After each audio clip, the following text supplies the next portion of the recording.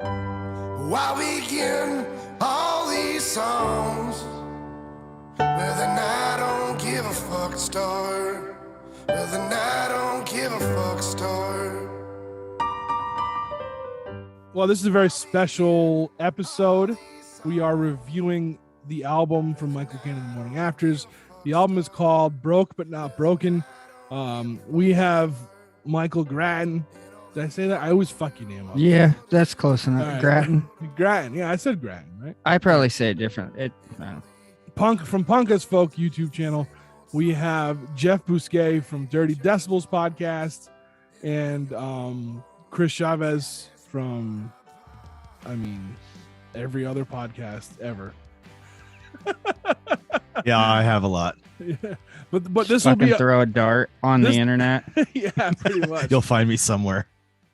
But you'll find this episode if you go to his one of his podcasts, and that is called That One Time at Bandcamp, right? Yeah. So I am Trev, and I host the Struggling Artist podcast. And again, we're here to talk about an album that drops the day this episode will come out. Today. I'm excited to talk about it, guys. Yeah. I don't know. This is different for us, right? This is like we're testing out new waters. Yeah, typically we're coming with Bandcamp picks and we dive right in. We discuss and get deep on certain songs and and feelings. And this, we're actually just going to kind of talk about this new album from Michael Kane and the Morning Afters. Let's get to it, I guess, right? Well, I'll say this. It was cool. It's cool listening to this album after having been exposed to some of his songs in your living room when he was playing the acoustic show. So I'd heard a few songs already that way, not realizing they were coming out on this album. So hearing some of those songs on the album fleshed out, and with full band backing it was actually awesome. But for me, I'll kick it off and just say this. I was blown away from his music when you first started sharing it with me, Trev, when you're like, check this out, and I heard some of his singles, then I heard the EP, and I was just like who is this guy? Like everything felt so familiar about it, but still not. And so I was like all about like, let me check out what else there was. But there was no full length album. And then, getting to know him a little bit more and talking about the process, I knew the story behind the making of this album. And I don't know, man, for me, it just blew me away how just complete this album feels. It feels like a complete package from beginning to end. And it's great. Yeah. So for an overall view of this album, right? When I met Michael Kane, it was like early 2020. So a lot of these songs weren't out. They weren't out yet. I don't even think the first time he sent me one of these songs, it wasn't mastered yet. And I was still blown away by it. But like, we'll talk about like the stuff that he had put out prior to this. To me, I always enjoyed it. I thought it was really good and it was awesome. And I was a big fan of it. But then they did a cover song of a folk song called Indiana. And that was the first time I really heard, like, I was like, oh, this is a different direction than what they've been doing. Cool. And then when I heard songs from this album and then, eventually I heard the album, like it's just to me, they've gone in a completely different direction than their last two EPs. And I'm all for it.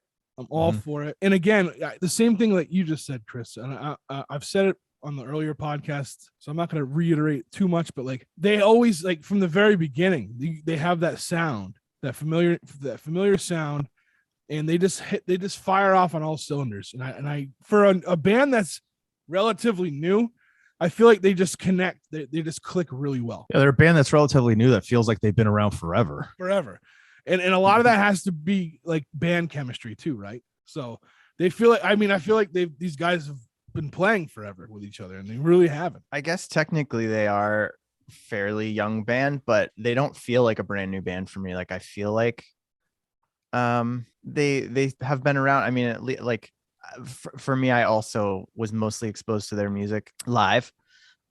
Because Mike's played a lot of shows like at the Midway and shows with Coffin Salesman with Aria, shows with like other friends of mine in the city. So like I mostly have seen him play live, I feel like. And I kind of feel like it was about time for like a nice solid full length from them. I'm really stoked that it's here because like you said, he's done a lot of EPs and splits and singles and stuff like that like over the past few years. So this was like kind of like a long time coming for them. And I think like I'm really happy for them because they're just, to me, they're just like a very full sounding rock, like well-rounded rock and roll band that like lends itself to a nice full-length record that has like a whole arc to it and everything. So I feel like most of what I've experienced of Mike Kane thus far has been in little bits and pieces, and so now it's nice to kind of have this whole record. But yeah, I guess I don't know, I didn't really think of them as like a new band, but they are relatively like within the past, they've only been around in this iteration for the past like 5-ish years probably, right?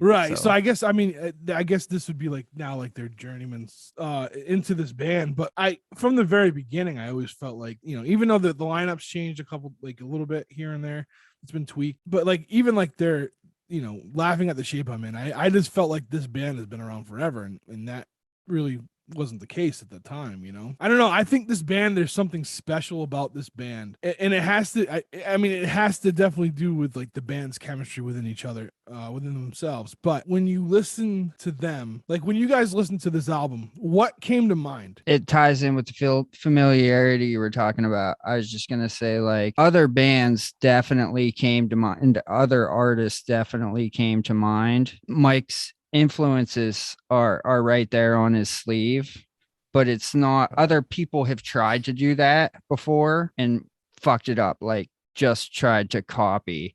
This feels very much to me like the music that I liked as a child musically, but I couldn't get in touch with lyrically. Like there wasn't that connection. And now being grown up, somebody taking that style, bringing back rock and roll piano, which fucking is amazing. I love that. and not making it just a reductive carbon copy of other artists that come to mind, making it something new, making it their own. I love this album. Yeah, because it's classic. It's got that tie to those classic rock and roll bands that they bring to mind, even arenas where you know, where rock and roll it wasn't metal, it wasn't, you know, it wasn't hip hop, it was rock and roll, and it was an arena, and the place is just bouncing because the music and the band are bouncing. And that's what this is. This is a rock and roll band.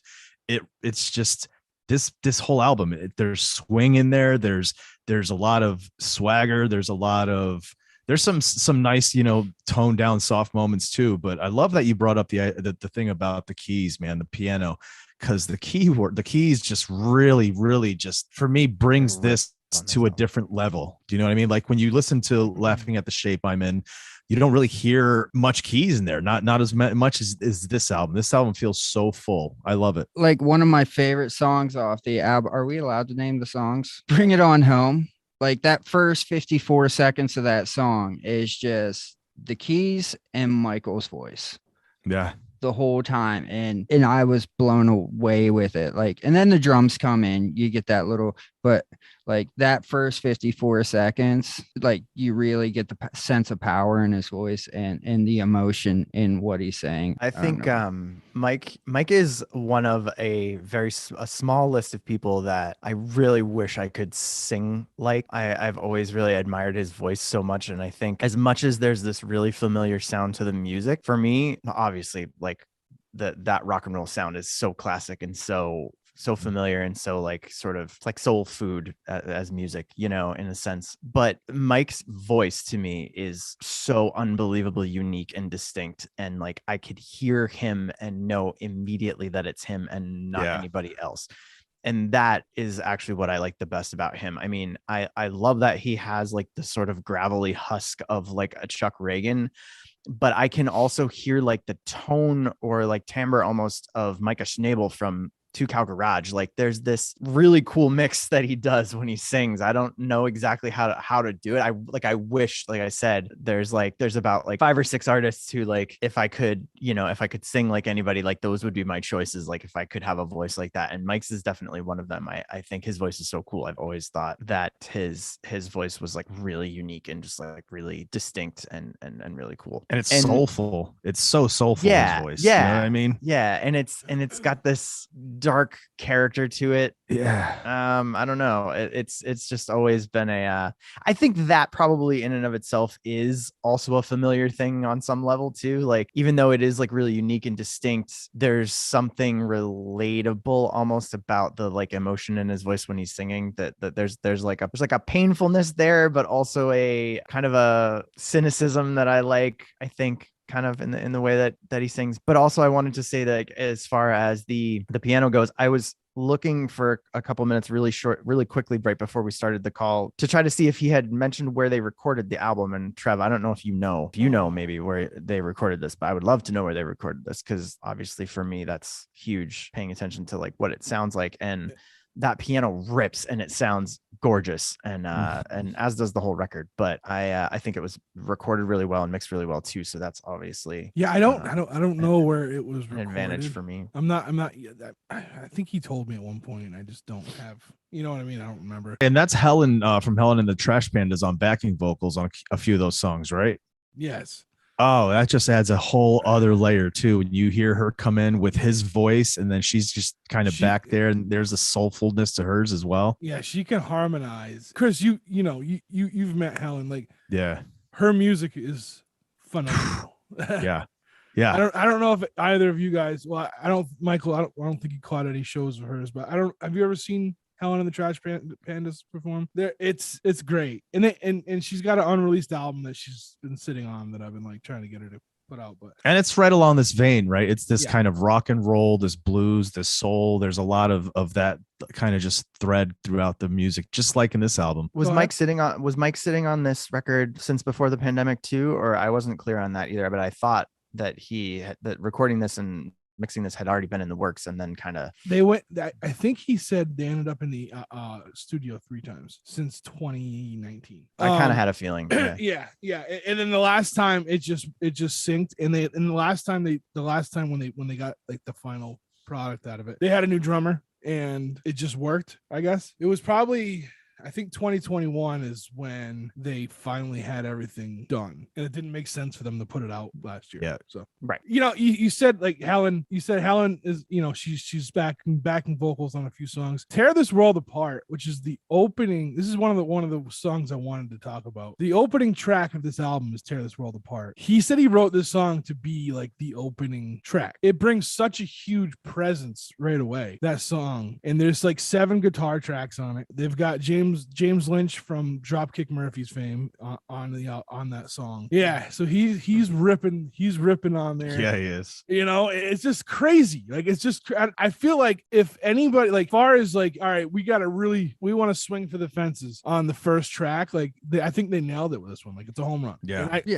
I think anybody who likes rock and roll music will listen to that first song and be like, yeah, I want to listen to this whole thing. I need to know what's next. I like that. No, I was just going to agree with you that they swung for the fences with that first song, and then lyrically it sets up the rest of the album. Here I am. This is my fucking album. There's going to be heartache. There's going to be pain, but I'm coming out just rocking and rolling as hard as I can for this first song. Yeah, it's their statement, right? It's the statement immediately to say this is what you're about to get into, and then it's a ride. You're just on a ride of just amazing musicianship.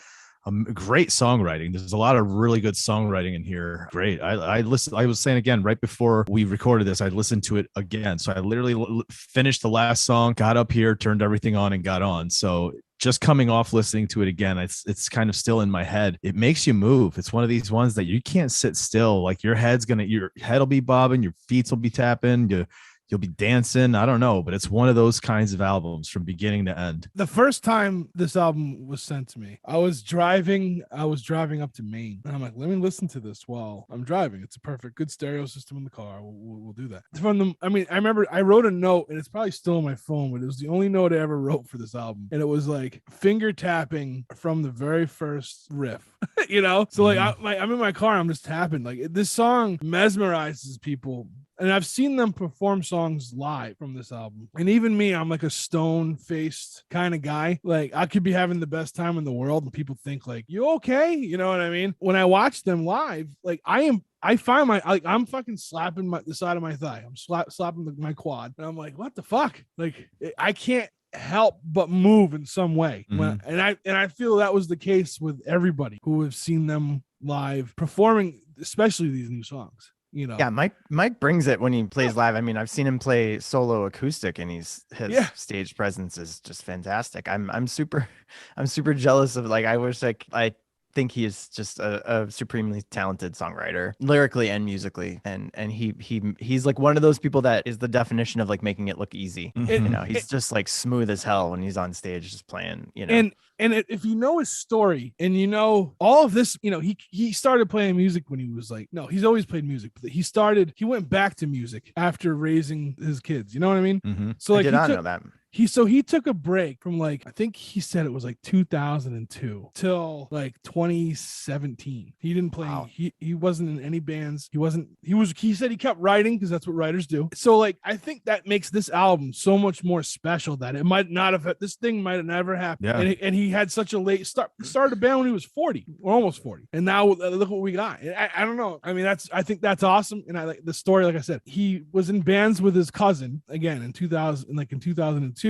His kid was at an age where he's like, I gotta stop and I've got to take care of life. And I mean, that's fucking admirable, you know what I mean? Like, and that's what he did. And then, his cousin had passed away, the one he was always in bands with. And then he was like, all right, well, I'm never going to do music again because that's who I used to do music with. And then he ended up doing some acoustic thing, I think, with Mark Lind. And then he met Franklin. Or Franklin, he met Franklin because Franklin like tuned the guitar for him. And then Franklin asked him to play a show and like to open up with an acoustic set, and he did. And then Franklin was like, hey, do you want to like make a band out of this? How it happened is like, I don't know, I guess it's the definition of like kismet, right? It's just kind of just the way it happened. It was just, I mean, again, to hear an album like this for a band where the front man, you know, the writer, whatever, he didn't do anything with music for over a decade, well over a decade. I think it makes it a little more special. Yeah, and for me, it's like, it gives me hope, like someday I can maybe be good at music when I grow up. I think it's cool because it's like there doesn't ever have to be a right time, or there isn't a specific right time. You know, music can just happen and be what it needs to be when it's the right time. I think that's a cool example of that. I didn't actually really know that. I didn't know enough about his history, so that's really cool. When I first had him on the podcast, that's when I first met him, you know, and I asked him that because I said, you know, I listened to your first 2 EPs and I'm like, I was pissed off that I didn't know who you were by then, but then I was like, that's all you had. And then he told me the story, you know what I mean? Right. Like, that's so fucking cool, man. Like, you know, and then you see how everything like that he does with this album, with Broke But Not Broken, to me, like even like the sequencing of the tracks is, it's great. So you go from a song, Tear This World Apart, that has 7 guitar tracks, like 7 guitars in it, right? The next song is Dark Nights. There's only 1 guitar in that song. 1 guitar. To me, that just like, you just went from one extreme to another and you fucking nailed it. But it keeps the energy, like the placement of tracks and the choice in which they ordered these, it keeps this album going. There's a drive to it. When it needs to slow down a little, it does, but then it just picks right back up and takes off. So many good songs on this album that I'm just going to name one that always like, this is one I always look forward to coming on right after, but is John Wayne. That is such a good song. And just going back to the songwriting piece too, I feel like Mike's done something which a lot of it sounds crazy when you want to lump them into big names like the Beatles or the Stones, but it's kind of this idea where the musician has figured out the right kind of recipe for songwriting, right? Because there's a specific way that you can write songs with whatever the chord progression is, whatever the melody is, as long as there's a little familiarity in there. There's a way that if you figure it out, it'll hook people every time. There were people, you know, throughout music that have figured it out. It feels like every single song they put out, you're just like, can you do a bad song? Do you know what I mean? Yeah. And I feel like Mike has figured out how to write songs that make people feel, not just with lyrically, but even with specific melodies or chord progressions, you know what I mean? They're familiar chord progressions, but then there's a change that you didn't expect, and that makes you go, ooh, and it's exciting. While we're talking about feelings and track ordering, so I had started out doing, I'm pointing at shit you guys can't see, but I started going track by track through side A. And I don't know if you guys have paid like real close attention to the way those tracks are ordered, but by the 6th song, it's Me and You. I'm getting weepy because I was like the whole, I'm not going to give it away, but like the whole way that first side is ordered, and then to have Me and You be the last song on it is just kind of heart-wrenching for me. Yeah. And I told Trev, I was like, I think I was editorializing every song at some point, like just like trying to make it fit me. But they do. I think they're very personal songs, but there's enough generality. Generally, I don't know the word, but I think like they Chris, can fit you. Yeah. I think like Chris was saying there, it's a ride. He crafted it perfectly. It's a perfectly ordered record, and that's all by design. I think, to go back to what you were saying before about him writing songs that you can feel like both musically and as well as lyrically, like I think so for me, I mean, obviously like you can hear, and part of it goes back to just my love of like the sound of the record and the way it was produced and the way that it was mixed and the way it sounds. But like I love his style of songwriting that is so indicative of classic rock and roll, and like has that sound. But I particularly love the way he blends in the kind of jangly guitar sound of I happen to know, I mean, I know he's a huge Replacements fan, or that he's a big one of his big influences, obviously the Replacements. And I think the Replacements are such an interesting band because they are kind of considered a punk band, but not really. I mean, you know, they're bridging the gap between those two worlds for sure. And they were at a time when the major label rock and roll record industry was still big, but then punk was also coming up too. And so they've always been like, you know, they're one of my favorite bands in that sense. And Mike nails calling back to their sound like really well on this record, but not just the way that he's writing riffs and guitar parts and stuff like that, but the sound, the actual producing, you know, the actual like way it was recorded and mixed. And that I think is super cool. I love the way that he blends that sound into kind of a more standard classic rock and roll Springsteen type sound, you know, with the pianos and stuff like that. So I love that about it. That's probably my favorite thing about the record. So let's talk about like, so we covered the A side, right? The B side starts off with Carol K, which beautiful song. Another rocking, swinging song. And then it goes to Like John Wayne, which is my favorite. Probably my favorite song. It's hard to pick a favorite song on an album that's this strong. But if I had to, if Jeff put a gun to my head and said, you need to pick one, dude, I'm probably going to pick Like John Wayne to be my like favorite track on this album. I don't know why, I like Jeff, that. I don't know why I think you're violent, Jeff, but I love how you picked me. Yeah. I like that every song on this album is so good that if we were just talking about one song, pick any fucking song, there's a good chance I'm going to say, yeah, that's my favorite song on the album. Yeah. 10 minutes later, it'll be the other song we're talking about. So a fun fact about Michael Kane in the Morning Afters, he uses the word radio quite a bit in all of his songs. I remember him talking just in about case it. you didn't know he was a Springsteen fan. Right. Yeah. Well, He you know, is that one on the table for you right there. but what I'm gonna say about it is like I feel like you can pick any song off this album, and if we were in the, you know, back when the radio Existed. heydays, yeah, you could. I think any song on this album is strong enough to be on terrestrial radio. Yeah, I agree. Or it sounds like a song you could have heard playing through a radio, Yeah, Right. perhaps in times past. Yeah. For sure. Yeah. So And some of them are mixed to actually intentionally sound like they are playing through like some older speakers I saw. Yeah, it's got a warmth and kind of a artistically placed lo-fi parts in the mix that evoke that sound. I mean, that's totally the sound he's going for, like that really classic rock and roll sound on that. I can't wait to get my copy on vinyl, you know, and listen to it that way. I think will be a whole new experience to enjoy the record through. So For sure, dude. I'm looking forward to that. I forget what song it was, but I was listening to it out here and I actually got up from my chair to make sure the record was clean because it had the little baked in Little pops cracklies. and crackles. Yeah. So I mean, I've listened to it on vinyl already. I've listened to it on cassette. I've listened to it digitally. On cassette. Wow. Yeah. And I've heard it live, and I've heard a lot of it live. And I tell you what, I can't pick my favorite way of listening to it. It's just, And there's the acoustic versions too, the living room acoustic versions of some of those songs, which were awesome. I don't know. What are your guys' like we'll start with Michael. What was your favorite?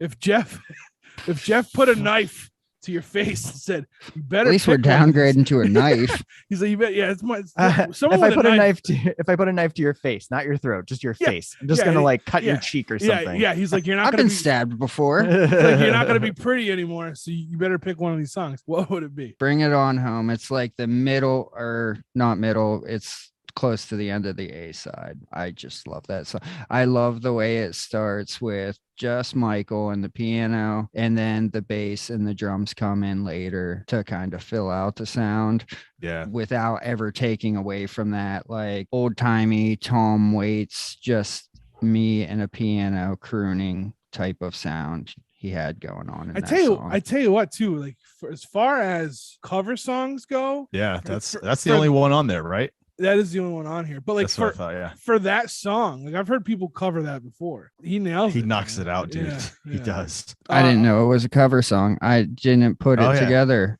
Sam Cooke. Cooke. Sam Cooke. Well, I never put it together, so I thought my bad, he Michael, kills it. for He picking a does song kill that it. you didn't write. No, that's just that. I think that shows that's a just another example of how well he put this thing together. So, all right, Chris. Now, if Jeff had a what are those things called? Like, A what are they called? flamethrower. A flame. Flamethrower. Jeff, we feel have to like get you counseling. We Yeah, we Jeff, I feel like you we're- have a flame. We're gonna pick a different weapon for each Yeah, person. it was, yeah. If Jeff had a flamethrower and he said, "Hey, I'm gonna turn you into crispy chicken if you don't pick a favorite song from this album," what would it be and why? Yeah, dude, it's like John Wayne. It's a great song. It is. And I mean, there's so much good about it. There's so much energy in it. You keep saying his voice is great on this album, and it is throughout. But in this song, it's just perfect too. But if it wasn't like John Wayne, because I know that was the one you picked, I do like Tear This World Apart. Just the way it opens with a statement, a legit statement. Like, I'm gonna start an album with an "I don't give a fuck" song. You know what I mean? Like, holy cow, this dude just does. All right, cool. Where are we going from here? And it's just great. And then it just rocks. It skyrockets and keeps going. All right, Jeff. So what weapon am I holding up to myself now? Well, I don't. No. Now, well, if if I was gonna jump off a cliff, yeah, what clip? what song would I profess to the universe is my favorite off the album? There you go. before I Perfect. jump? No, I'm not saying that. I was gonna say if Michael took that knife away from you and pulled out a what do they call it? Like a blackjack, like the shoehorn thing that they used to in the 30 gangster. Oh, movies? yeah. If he had one of those, he's like, "I'm gonna clobber you unless you tell me what your favorite song is and why off this Like album." like a nunchuck, or like what are you talking about? I'm going to clobber you, Like fella. a mace? Like the little bat, the little black bat. Oh, like a little club. It was like I don't rubber. Little right? shillelagh. Yeah, no. Oh god, Michael and it's, Jeff, you it's- guys are too violent. I don't It's know. lost my mind. Yes. Yeah. Yep. Yeah. I love it. I love his lyrical structure of that. It's a clever hook. I lost my mind when I was 22. I lost my mind when I was 33. I lost whatever. And it's got a cynical, humorous kind of spin to it. And that's the one. That's the one And on the record. Again, I love- Helen's harmonies in that song. Mhm. Yeah. Yeah. Yeah. Like I said before, I was also not familiar with her, but I love the sound of the whole thing. Oh God, I but yeah, hope her album my favorite comes track. out this year. I hope her album comes out this year. But all right, so that's usually all right. Fun fact: that's also Mark Lynn's favorite track. Nice. And I don't know if this made like the last thing we did. I don't know. I've talked to Michael like a million times between this past like 2 months, but he was telling me, he was like, Facebook has those weird algorithm things, and they'll show you like a T-shirt or something. He had one that said, "I lost my mind in 2022," and he's Yeah, like, "What the nice. fuck?" It's creepy how they Yeah. know. Didn't we all? Yeah. Yeah, So- it's I think that's it. It's a relatable song in like every way. Like anybody could listen to it and probably relate it. And also I think it radiates like the larger feel of the whole record. I do think there's obviously a autobiographical tones to the record. Not every single track or every single lyric, but like overall there is that theme. I mean, it's literally called Broke But Not Broken, right? So was the most relatable that stood out to me, just as far as the way he wrote it. So Now, I don't know. Feel free if anyone wants to add or answer this or not. I don't remember an album. Like, I don't remember the last album that I thought I could listen to front to back and be like, man, every song on this is just great. Now, if you don't feel that way, you don't have to answer that. But Do you guys have a song like not an album to compare this to, obviously, but one that I want to say the last album I listened to that I could listen to every track was like the first White Zombie album. Like that's how long ago it's been since I've heard an album this strong. Wow. This strong. So what about you? Like, do you guys have an album where you like every track is just that good to you? I mean, I'm sure there has been some since that one, but I just can't think of like that one stood out so Just much. stands to me. out. Yeah. That I can really. I mean, I'm sure I have. I you know what? I mean, probably I could probably. Yeah, I'm looking at my record collection right now. Yeah. I'm just thinking, let me see. There's what's in there. I could probably. I'll probably retract that and say the 59, the Gaslight Anthem's 59 sound for me was always a record I considered a cover to cover, a pretty much solid cover to cover. Like I love every track. I think it's a perfect record. This record that's behind me on the wall way back there, Better Oblivion Community Center, which sounds like nothing like Mike Kane or anything like that, but is it's Connor Oberst and Phoebe Bridgers. They did this thing together. I pretty much would say I listened to that cover to cover. I think that's a perfect record. I love it. Front to back. I'll probably change mine to Off of Their Heads Won't Be Missed, but that's like an acoustic like compilation album, really, right? Yeah, those are so acoustic versions of most of their songs. Yeah, so that was but it is a great record. It is a great record. Spotify told me at the end of last year that I listened to that one too much. So yeah, but like I don't know. Yeah, just I mean, obviously there's been albums that do that, but like for me, an album like this can just stand out. Oh, I didn't name mine because I do have two. All right, what are they? Frank Turner's Tape Deck Heart. Good singer songwriter, and the second one's gonna sound like I'm shilling for fucking Stateline, but Mark Linden, The Unloved, The Last Bastion. Yeah, that's a really good fucking album. I listened to it the whole way through, probably at least once a week. Yeah. You know what? I blanked. So obviously there's other ones, but right now this is out of the ones I've listened to in the last for new albums right now. This is it. I don't know.